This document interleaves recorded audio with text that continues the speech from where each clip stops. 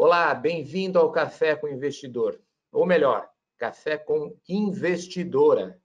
Eu converso hoje com Maitê Lourenço, ela é CEO da BlackRock Startups. Maitê, muito obrigado por aceitar o convite de participar do Café com Investidora.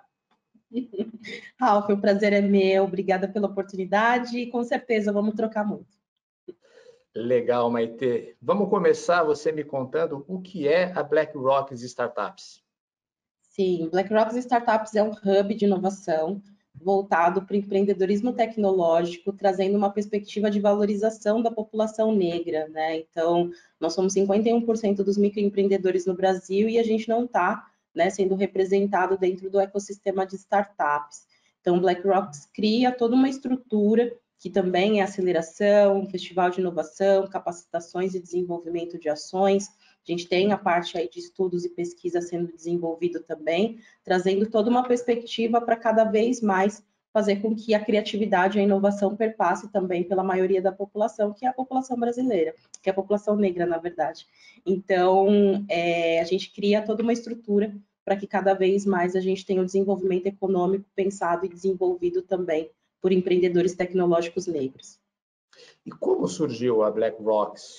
Me conta a origem dessa ideia.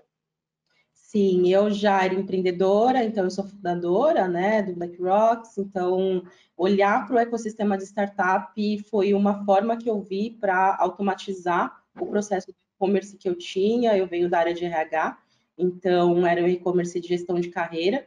E quando eu cheguei no ecossistema, né, nos eventos de inovação, eu fiz o que é o famoso teste do pescoço, né, de olhar para os lados e não ver a população negra ali, né, não ver outras mulheres negras, não ver outros homens negros, né, nesses espaços. E acho que tem uma trajetória, né, de uma mulher negra periférica que não é informada como uma trajetória de sucesso, informada como uma trajetória de possibilidades, né?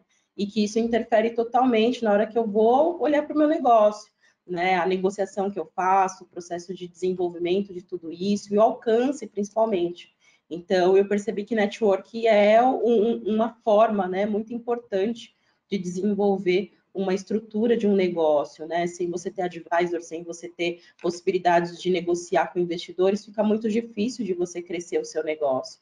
Então, criar uma estratégia, uma estrutura que pudesse apoiar outros empreendedores seria muito importante. E aí surge o BlackRock fazendo esse network, criando toda uma estrutura, pensando no quanto que o smart money é importante, e agora a gente começa a ter a possibilidade de investir também nos negócios. Eu li que o BlackRock surgiu através de um grupo de WhatsApp, é isso mesmo? Exatamente. O nome BlackRock foi criado por um dos nossos advisors, que é o Michel Pino, e quando eu entrei nesse grupo, a ideia era oferecer acesso, né, a eventos, então ingressos, informar sobre o que estava acontecendo no ecossistema. E num determinado momento, já participando alguns meses do grupo, eu falei que eu estava querendo muito fazer ações que pudessem ser voltadas para a população negra, né? E ele falou, mas eu só estava esperando ele como um homem branco. Ele falou, mas eu só estava esperando uma liderança negra tomar a frente para fazer algo acontecer. Então, toma aqui, se você quiser usar esse nome, pode usar e fica à vontade. Eu achei incrível, né? Pensar na rocha negra ou no diamante negro, né? Pensar em toda essa estrutura. E aí a gente acabou usando o nome, depois descobrindo que existe o fundo de investimento BlackRock, Sim. né? Que é o maior fundo de investimento do mundo, ele tem trilhões de dólares para investir. Exatamente, eu brinco que a gente tirou o S do cifrão deles do dinheiro deles e diferenciar, né? E hoje a gente consegue ter autorização do uso de imagem, uso do nome que é parecido, né? Também Sim. por eles aqui no Brasil. Então, é muito bacana isso. Eu queria entender quais são as atividades do BlackRock? O que vocês exatamente fazem? Vocês aceleram? Vocês dão mentoria? Me conta um pouco mais sobre essas atividades, Maitê. Bacana. A gente entendeu que existe a necessidade de um funil, né, para que a gente consiga ter o máximo possível de startups com qualidade, que já estejam no momento de serem investidas ou até mesmo de serem adquiridas por grandes empresas. Então, a gente criou um funil onde que a gente tem a parte de um festival de inovação, que esse ano foi online e a gente fez para mais de 3.000 pessoas, falando sobre transformação digital, explicitando um pouco sobre o que é o ecossistema e como cada vez mais melhorar, né, os negócios e principalmente para os profissionais que querem trabalhar com o desenvolvimento de inovação e tecnologia, que eles pudessem ter essa capacitação. Abaixo disso, a gente tem o Ideação, que é para auxiliar empreendedores a tirar a ideia do papel, a entender um pouco mais sobre o processo de escala e principalmente metodologias ágeis para poder inovar. Logo depois tem a Noite de Mentorias, que também é um produto nosso, que a gente conecta mentores e empreendedores, trazendo uma perspectiva muito de conexão, de network, tentando cada vez mais fazer com que essa rede aumente, e dali a gente já começa a selecionar startups para o nosso último funil, que é o programa de aceleração. Nesse programa de aceleração, a gente desenvolve toda uma metodologia de aceleração de negócios, pensando em escalabilidade, pensando no processo de inovação, né? Então, não deixando de olhar para a tecnologia e trazendo uma perspectiva de conexão com o mercado. Então, a gente conversa com as grandes empresas, conversa com os stakeholders, com investidores, entre outros. A gente tem parcerias, que eu acho que a gente vai falar um pouquinho mais para frente, que Sim. faz com que a gente tenha a possibilidade de ter esses negócios tendo mais suporte para que eles cresçam com mais rapidez. E que tipo de empreendedores você está buscando? Qual que é o alvo? Qual que é, usar uma palavra aí dos investidores, o sweet spot da BlackRock? Sim, a gente busca pessoas criativas, né? Homens, mulheres e que tenham um time ou às vezes estejam ainda sozinhos, que estejam criando inovação tecnológica. O que a gente identifica como inovação tecnológica? Trazendo o principal eixo de startup. Precisa ser repetível e precisa ser escalável. Então, não dá para ser um negócio que é uma consultoria, que é um serviço específico que eu personalizo. Isso precisa ter escalabilidade e repetibilidade, né? E esses negócios não necessariamente a pessoa já precisa ter trabalhado nessa área, né? A gente gosta muito de pessoas criativas, né? A gente brinca muito que a gambiarra é super importante, porque a gente tem a possibilidade aí de ter a experiência pessoal dessa pessoa, olhando no universo que ela tem, complementando com a capacidade tecnológica e desenvolvimento que a gente pode ofertar para ela também. Então, é a junção de tudo isso que a gente busca. Óbvio que se for uma startup que já esteja em tração, fica muito mais fácil, ou seja, startups que já estão faturando, que já estão desenvolvendo, a gente consegue conectar muito mais rapidamente com empresas, com investidores, entre outras coisas. Mas a gente gosta muito de capacitar e desenvolver. Então, startups em pré-operação, operação, são as startups que a gente entende que a gente tem mais possibilidades de fazer a capacitação e criar oportunidades para elas. E são sempre startups com empreendedores ou empreendedoras negras. Exatamente, pelo menos um founder ou uma fundadora negra, né, que se declara como preta ou parda, a gente acaba buscando. Não precisa ser o time inteiro, então pode ser 4 pessoas e uma delas sendo negras, a gente já inclui como parte de toda essa rede do BlackRock.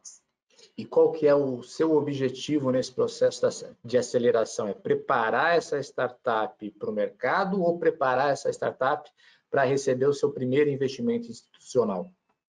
As duas coisas, entendendo que esse perfil, né? Então, quando a gente está falando de grupos que tenham empreendedores negros, eles não criam possibilidades, não existem possibilidades hoje deles terem investimento, né? Então, eu até faço essa provocação, né? Faça um exercício e lembre de quais unicórnios tem uma fundador ou um fundador negro. Né, faça um exercício de quais foram as últimas startups que foram investidas, SoftBank e outras instituições que tenham fundadores negros. E aí a provocação aqui é muito do sentido de, será que se a gente tem startups que são olhadas pela grande maioria, a gente não tem mais possibilidade de escala, a gente não tem mais possibilidade de aderência e inovação, a gente não tem mais possibilidade de crescimento econômico, já que a dor que essas pessoas sentem é uma dor que 56% da população brasileira sente também. Então, será que o olhar desse empreendedor e dessa empreendedora também não vai trazer um desenvolvimento econômico maior para o país? Então, é essa provocação que a gente faz. E aí entra o contexto de ter o negócio sendo escalável e trabalhando, tendo mais possibilidades de ter clientes, que é o nosso principal objetivo, e sim criar uma estrutura para que mais para frente eles consigam ser investidos ou até mesmo provocar o ecossistema para que invista nesses negócios. Já chegou a esse estágio ou ainda você não está nesse estágio em que algumas das startups nas quais vocês aceleraram, na quais vocês deram consultoria, conseguiu receber investimentos de fundos tradicionais de Venture Capital? Ainda não temos nenhuma startup que tenha recebido investimentos de fundos, porém a gente tem uma startup que foi adquirida por uma rede varejista, né? Então a gente valida aí que ter clientes é importante também, porque traz essa perspectiva. É um jovem de 26 anos que criou uma solução de escaneamento do corpo para tirar medidas, ou seja, para personalizar as roupas, e uma rede varejista adquiriu o produto e incluiu como head da área de 3D, para que ele possa gerenciar todo esse projeto. Então, a gente tem cases dos mais diversos de inclusão em outras aceleradoras, de possibilidades de negociação de investimentos, e eu acredito que agora, 2020, 2021, agora, né, acabou 2020, mas 2021, a gente tem grande possibilidade de ter mais negócios investidos, com certeza. Você pode citar o nome de qual é essa startup, de que varejista que comprou essa startup? Eu não tenho autorização para falar, mas eu posso falar o nome da startup, se o nome da startup, e aí fica a cargo do empreendedor lidar com essa situação. É a Gênesis. Gênesis. E o nome do empreendedor é? Cairê Moreira. Caí, tá bom. Isso. Maite, e como a BlackRock se financia? Ela é uma aceleradora com fins lucrativos? Ela não tem fins lucrativos? De que maneira é que vocês obtêm recursos para tocar esses projetos? Não somos uma empresa com fins lucrativos, a gente é sem fins lucrativos, entendendo que a gente está criando uma estrutura para a sociedade, né? E a gente quer devolver isso da melhor forma, através de ações para a sociedade, atividades para a sociedade. Então, nós somos uma instituição sem fins lucrativos, e a gente sobrevive através de patrocínios, né? Doações e patrocínios das nossas ações. Então, é dessa forma, né? A filantropia só fica nesse contexto. E a gente também desenvolve ações que a gente pode intermediar, né, negociações com as startups. Então, também é uma outra forma de monetização nossa. Quem são esses parceiros? Você pode citar o nome dos parceiros que estão apoiando a BlackRock? Sim, a gente hoje tem os patrocinadores, né, que são em produtos específicos, né, então hoje no Grow Startup é o BTG e o TikTok, então a gente tem a grata oportunidade de ter essas duas instituições. No Ideação a gente teve a Natura, a Lura, Móvel, então são instituições que também estiveram com a gente, na verdade foi no Arena BlackRock, a gente teve a Móvel, Natura e a Lura como patrocinadores.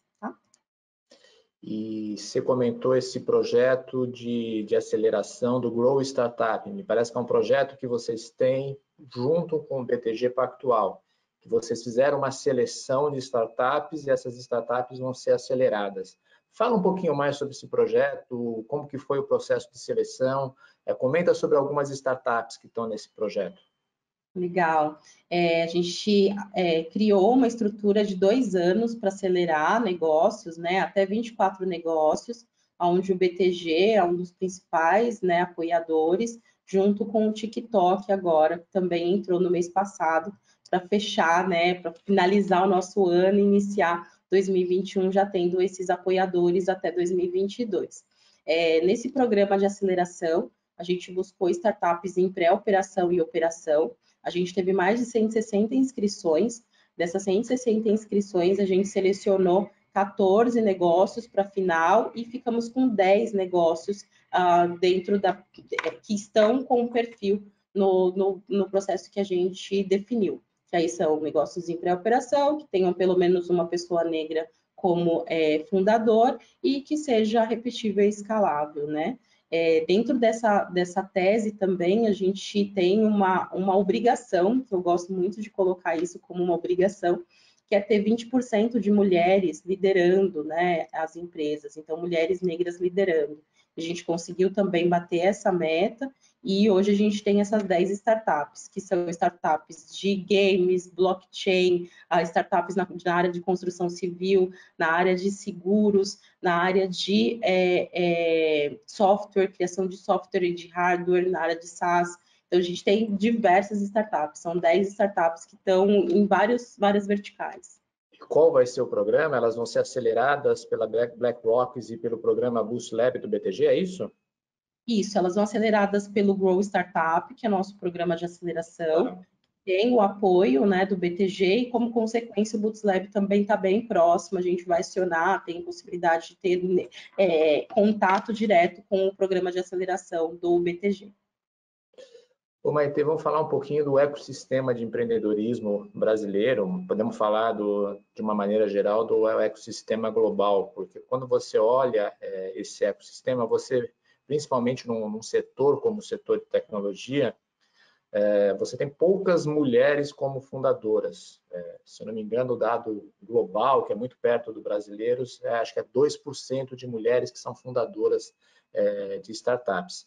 Imagino que mulheres e negras ou negros talvez seja um percentual até menor. Qual que é a maior dificuldade para entrar nesse ecossistema que você encontra, ou quais são as dificuldades mais palpáveis que você poderia comentar conosco? Sim, super interessante essa pergunta. Recentemente, a Associação Brasileira de Startup fez uma pesquisa, né, com a base deles, identificou que 6%, a média, né, de 6% de startups são lideradas por pessoas negras, né? E quando a gente olha no core, né, dos venture capitals e de aceleradoras renomadas, a gente não vê esse 6%, né? Mesmo sendo refletido na base, né? Então, a Associação Brasileira tem uma base de startups que estão ali em tração, em pré-operação e operação. Olhando para o contexto de mulheres negras, a gente não tem nem informações sobre isso, né? Então, a pesquisa nem chega a ter esses dados, né? Então, é muito alarmante isso, né? Nos Estados Unidos, existe um dado que 1% dos fundos de investimentos, né, dos venture capitals nos Estados Unidos, investem em pessoas negras, então só 1%. E isso ainda que a gente tem o desafio no Brasil de ser maioria, né? Nos Estados Unidos, lá, a população negra é 13%, né? E aqui nós somos 56%. Pensando em gênero, a gente tem um desafio enorme, né? Que é essa construção de um imaginário de que as mulheres negras não estão, né, capacitadas e desenvolvidas para se chegar a esse lugar, né? Então, na apresentação do pitch é sempre imaginado que é um homem branco, né? Eu acho que as representações de todos os tipos de imagens, de informações, é sempre esse homem branco que é o empreendedor, né? Que faz essa apresentação, que faz todo o processo de desenvolver esse negócio, né? E isso, infelizmente, só mostra a discriminação que a gente tem, né? Eu acho que a forma como a gente pode melhorar cada vez mais, e aí é o desafio, né, que eu respondo a sua pergunta, é discutindo cada vez mais qual é o papel que é esperado, né? Então, se for atribuído às mulheres o lugar do cuidado, do zelo, ainda, né, na década de 90, né, dos anos dos anos 2000, dos anos 1990, entre outros, a gente tem o desafio aí de desmistificar que essa mulher ela tem possibilidade, né, de ocupar esses espaços, de gerenciar essas empresas, de criar oportunidades de emprego, entre outras coisas. E mais do que nunca, né, a gente precisa discutir cada vez mais qual é o perfil esperado, porque o próprio perfil, a tese de investimento, ela já é uma tese excludente, né? quando a gente olha para negócios e aí quando a gente olha para o perfil dos venture capitals que exigem que essa pessoa tenha feito pelo menos uma MBA fora, né? A gente já sabe quem são as pessoas que saem depois de graduadas do Brasil para poder fazer algo, né? E não é, na sua grande maioria, as mulheres negras ou os homens negros, e muito pouco as mulheres brancas, né? Então, a gente sabe que esse desafio precisa passar pela tese de investimento, que é uma tese que ainda valoriza demais um grupo em detrimento aos outros, né? É isso que eu ia comentar. Se a gente olhar o perfil dos investidores não, dos empreendedores à frente dessas startups, a maioria tem MBA em Stanford, Harvard, essas universidades que são as principais universidades dos Estados Unidos. E isso é uma barreira enorme. Mas está mudando? Você sente o começo de alguma mudança desses fundos ou uma percepção de que é preciso começar a olhar para esse outro público e não ficar só focado nesse público que até hoje é o público tradicional dos investidores? Com certeza, a gente já está chegando no momento de escassez, né? Porque qual a quantidade de pessoas que saem do Brasil para fazer uma MBA em Stanford e em outras universidades, né? Então, reproduzir, será que a reprodução desse modelo norte-americano de fato é o ideal para o Brasil? Essa é uma pergunta que eu acho que é muito importante da gente refletir, né? Será que todas as esferas da cultura norte-americana podem ser incluídas aqui, já que a graduação é feita olhando única e exclusivamente para aquele país, né? Então, a gente já está entrando, eu acredito que a gente já está entrando num contexto de escassez, porque já não está respondendo mais, né? E não tem uma possibilidade maior de desenvolvimento econômico sempre olhando para o mesmo grupo, né? A gente fala, e aí existem estudos, né? McKinsey fez um estudo e quanto mais diversidade de gênero e raça, principalmente de raça, aumenta 35% a possibilidade das empresas lucrarem, né? Então, os fundos também precisam se revisitar nesse sentido para que eles também multipliquem, né, os seus lucros, multipliquem o seu desenvolvimento.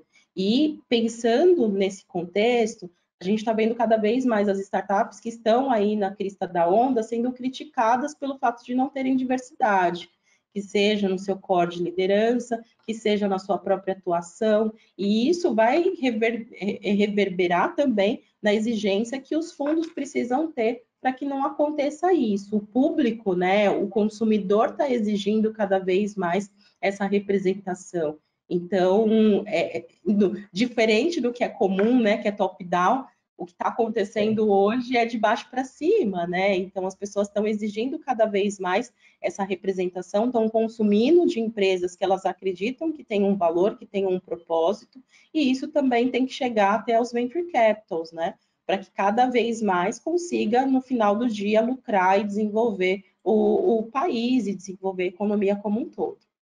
Chegou ou está longe de chegar? Vou só citar um exemplo que em 2020, por conta do episódio da morte do George Floyd nos Estados Unidos, que causou uma reflexão global sobre o assunto de racismo, o SoftBank anunciou um fundo de 100 milhões de dólares para investir em empreendedores negros nos Estados Unidos, se eu não me engano. Isso me parece longe de acontecer aqui no Brasil ainda. Como que está a reflexão no Brasil sobre esse assunto? Essa é uma ótima observação, Ralph. Acho que a gente teve, infelizmente, a morte, né, de uma pessoa que foi gravemente asfixiada, né, por um policial, e isso reflete muito, né, o lugar ainda que é visto, né, da população negra como alguém que não tem um valor devido, né? E eu acho que essa situação mostra muito, né, o compromisso, né, e aí toda manifestação mostra muito o compromisso, né, da sociedade, principalmente das grandes instituições, de realizarem ações. Aqui no Brasil, a gente vê alguns movimentos, né? Então, o Google, por exemplo, disponibiliza 5 milhões para investir em negócios, tem outras instituições que estão começando a pensar e desenvolver ações, né? A própria ação que o BlackRock faz é uma ação também de contracontrole, né? A gente brinca que a gente está contra a corrente, mostrando de fato que é possível também já ter startups lideradas por pessoas negras com capacidade de investimento, que seja capital de semente, que ainda seja antes da série A, mas que tem possibilidade de desenvolver estruturas o suficiente para serem investidas, e cada vez mais a gente vê que é necessário, né, se discutir o quanto que as teses elas precisam ou se multiplicar, que há recurso suficiente para que essas teses se multipliquem. A gente vê que mesmo durante um ano pandêmico, com todas as crises econômicas e sanitárias que o Brasil passou, o ecossistema de venture capital não diminuiu, muito pelo contrário, cresceu.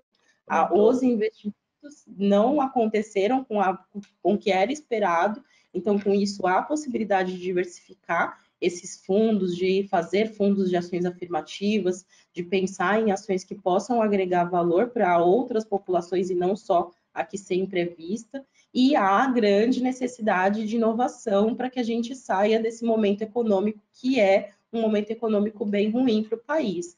Então, se há recursos, se há capital humano que pode ser desenvolvido e há a necessidade, por que não mudar as coisas, né? Então, acho que a gente está no momento muito de impulsionar o desenvolvimento agora.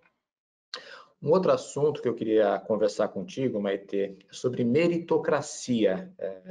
O que você pensa sobre isso? Porque nesse universo de empreendedorismo, e também dentro dos fundos de Venture Capital, se fala muito em meritocracia.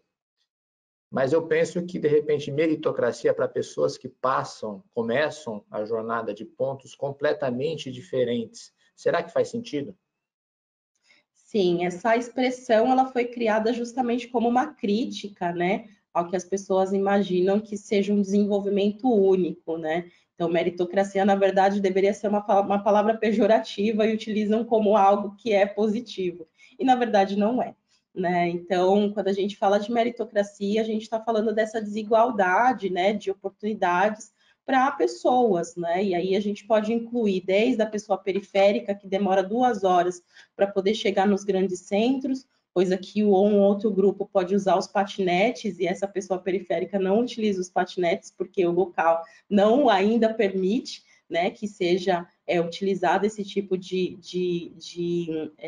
forma de locomoção, até ao processo de muitas vezes imaginar que todos vão ter acesso a um determinado conteúdo, um determinado conhecimento, né? Eu gosto muito de trazer, eu acho que uma perspectiva que eu entendi dentro do ecossistema, que é o capital social, né? Antes mesmo de a gente ter investimento, a gente precisa ter capital social.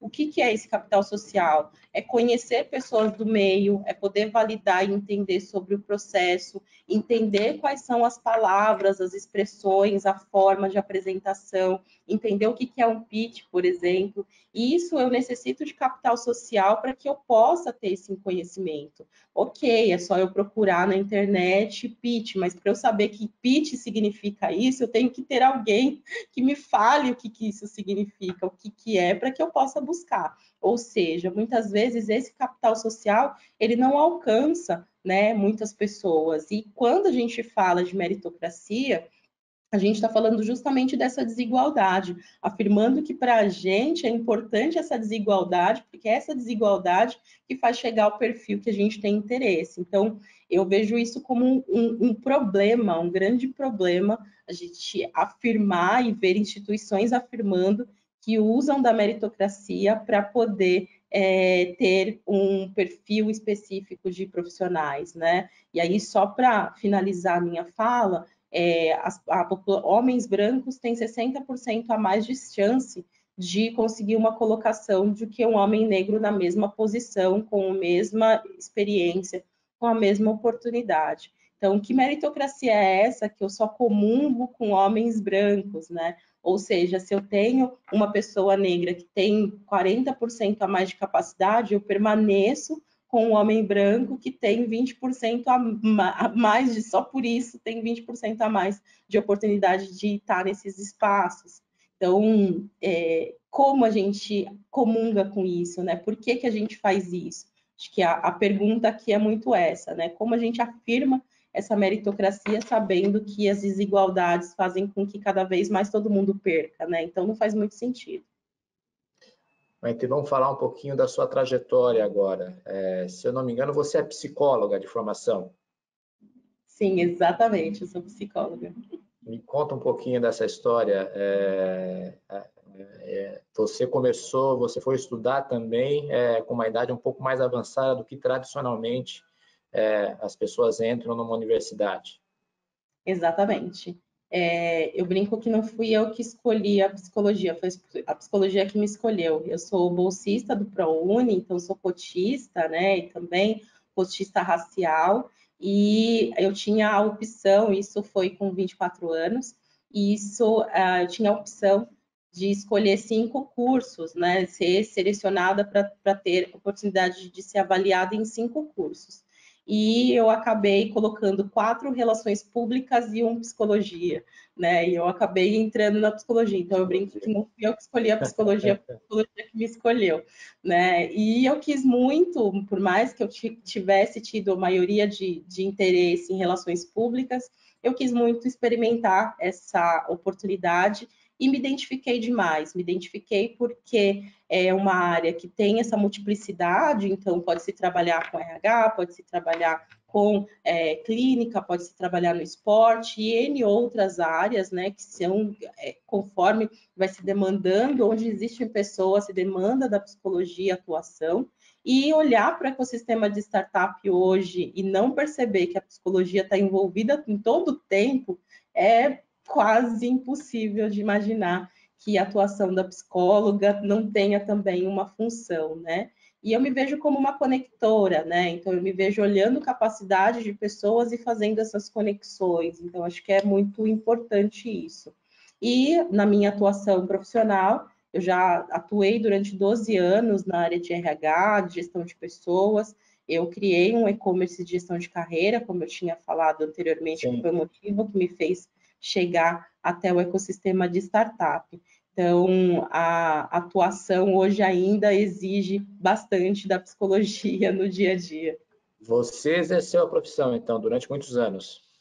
Sim, sim, eu exerci a profissão até o BlackRock nasceu em 2016, até 2018 eu ainda atendia como psicóloga, então eu tinha uma tripla função, na verdade.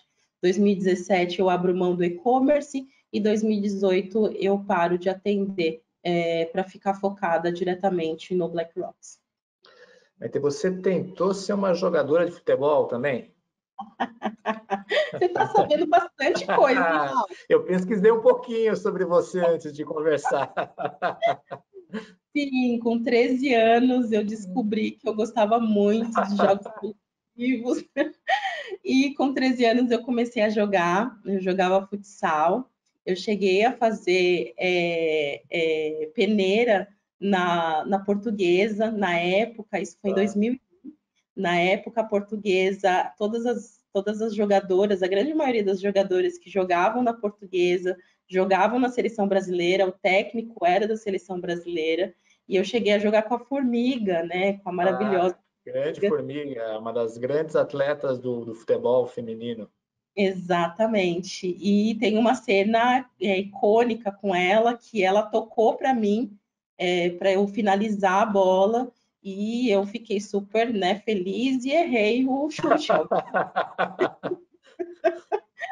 E dali para frente eu entendi que não era um caminho que eu queria seguir, que eu acho que eu não me daria muito bem, que eu teria que fazer muitas peneiras para conseguir passar e ter aquele objetivo, né? Foi E eu o acho que momento que definiu para a sua carreira aí no futebol, então. exatamente, nesse momento, eu falei, cara, ela colocou uma bola tão redonda, eu deixei passar isso, né? E as meninas apoiaram tudo, mas a gente sente que, de fato, né, não daria, eu teria que treinar muito ali. E também tinha um contexto, né, com 17 anos, que foi a época que eu fiz essa peneira, o salário das meninas, das jogadoras, era um salário muito baixo, né, permanece sendo muito baixo. E o mercado me chamou, né, olhando o que eu poderia ganhar no mercado e o que eu poderia ganhar como jogadora, eu acabei optando em ajudar minha família de outra forma. Você viu, eu não vou ser uma boa jogadora, é melhor eu tentar outra área. Já que eu mostrei que não dá, não deu, então eu vou seguir outra área. Você pode falar para que time você torce ou... Claro, com muito orgulho, torço para o Corinthians. Não é meu time preferido. Somos adversários, mas apenas adversários. Sim, que bom, que bom. Ô, Maite, a gente está chegando ao final do Café com Investidora e no final do Café com Investidora eu faço um bate-bola, perguntas e respostas rápidas. Então vamos lá? Vamos. Agora é o bate-bola que eu vou conseguir. Espero acertar. Dessa vez, espero. Isso. Esse não tem nem certo nem errado. Ok, maravilha. Quem te inspira? Como empreendedora, Arlan Hamilton, Por quê? porque ela é uma mulher negra que criou um fundo de investimento nos Estados Unidos, sem ser da área, traz toda uma perspectiva muito parecida com a minha história, e hoje ela tem Venus Williams, entre outras pessoas, como parte dos investidores que ela tem nesse pool dentro do fundo. Então, é uma mulher que me inspira bastante. Um empreendedor ou uma empreendedora que você admira? Empreendedora da vida, eu acho que é minha mãe, né? Minha mãe não vendeu nenhum produto, nenhum serviço, mas ela empreendeu a trajetória de duas outras mulheres negras, né? Eu perdi meu pai quando eu tinha 11 anos, minha irmã tinha 13. E dali para frente, toda a educação foi feita pela minha mãe, né? Então, acho que poder olhar para mim e para minha irmã e ver que a gente trilhou um caminho bacana é poder se inspirar na minha mãe, com certeza. Legal. Um erro? Desacreditar da minha capacidade. Você chegou quando aconteceu isso? Várias vezes, acho que quase todos os dias a gente passa por situações de falar, será que a gente consegue? Será que é possível? Será que não sei o quê? E aí a gente tem que fazer exercício contrário de dizer não, a gente consegue sim. Um acerto? Acreditar na minha capacidade. Boa essa, vai ter. Sim, eu acho que mais do que nunca, quando a gente faz as coisas com amor, né, e a gente acredita que a gente tem um potencial, elas acontecem, né? Elas acontecem com toda a diversidade, com todos os desafios, sabendo que a gente recebe bem menos, né? E recebe muito mais nãos do que outras pessoas, mas acaba acontecendo. Então, é acreditar, eu acho que é um grande acerto. Por conta do racismo estrutural, você achou que em algum momento não conseguiria? Com certeza, eu acho que tem muitas coisas que demoram demais para que aconteça, porque a gente precisa ficar provando, né? Eu acho que está posto. Precisa morrer uma pessoa para que aconteça uma movimentação como aconteceu agora, né? Então, que atraso é esse, né? A gente precisa morrer quantos mais? A cada 23 minutos, um jovem negro é morto no Brasil. Quantos mais precisam morrer para que a gente mude as políticas públicas? Quanto mais pessoas precisam morrer para que a gente entenda do valor da população negra, né? Então, o tempo todo a gente vê que a gente sempre sai perdendo, né? Isso é um fato. Um livro? Nossa, cara, eu tenho vários livros que eu gosto muito, então eu fico meio sem graça, assim, de falar. Mas um livro que eu gosto muito, que é o de uma escritora brasileira, que é minha amiga, Jaridia Arraes, que são as lendas de Dandara, né? Então é a história de uma guerreira brasileira que pouco é falado na escola, né? E que ela tem uma história, uma trajetória muito importante. Então acho que é um livro que todo mundo deveria ler para desmistificar o lugar da mulher negra. Então é isso. E por fim, vai ter um hobby. Como empreendedora, tá com a família. Eu acho que esse é o que a gente não consegue ter o tempo todo. Jogar futebol já faz muito tempo que eu não jogo. Até antes mesmo da pandemia, já não jogava mais, eu tive inflamação no joelho, então eu nunca mais joguei, né? Mas eu acredito que hoje ter a possibilidade de estar mais próxima da família, de passear e estar perto, acho que é o principal, assim, acho que é o que alimenta a nossa alma. Você sabe que eu sempre faço essa pergunta no fim dos programas e, assim, duas respostas bem originais. A sua agora e do Richard, da MSW, que diz que o hobby dele é lavar pratos no meio dessa pandemia. É praticamente a mesma coisa, porque é isso, né? A gente está com a família, a gente está arrumando coisa, brigando com o povo, organizando tudo, então é mais ou menos isso. Que Tá bacana. legal, Maitê. Foi um prazer conversar contigo, de ouvir a sua história e de conhecer um pouco mais sobre o projeto da BlackRock Startups. Prazer foi meu, descobri que o Ralph é um bom investigador também, então fico bem feliz de saber disso. Como jornalista, faz parte do meu job description, investigar um pouquinho mais o que as pessoas fizeram em suas vidas passadas. Maravilhoso, eu agradeço demais, foi super agradável e espero mais que nunca poder proporcionar aqui reflexões que sejam válidas e crescimento, que eu acho que é importante para todos. Então, obrigada pela oportunidade. Eu que agradeço, Maitê. Este foi o Café com Investidora. Eu conversei com a Maitê Lourenço, ela é CEO da BlackRock Startups. Você pode assistir esse programa na página do Neofeed, neofeed.com.br, ou na nossa página no YouTube. Você também pode ouvir este programa na sua plataforma preferida de podcasts. Obrigado e até o próximo episódio.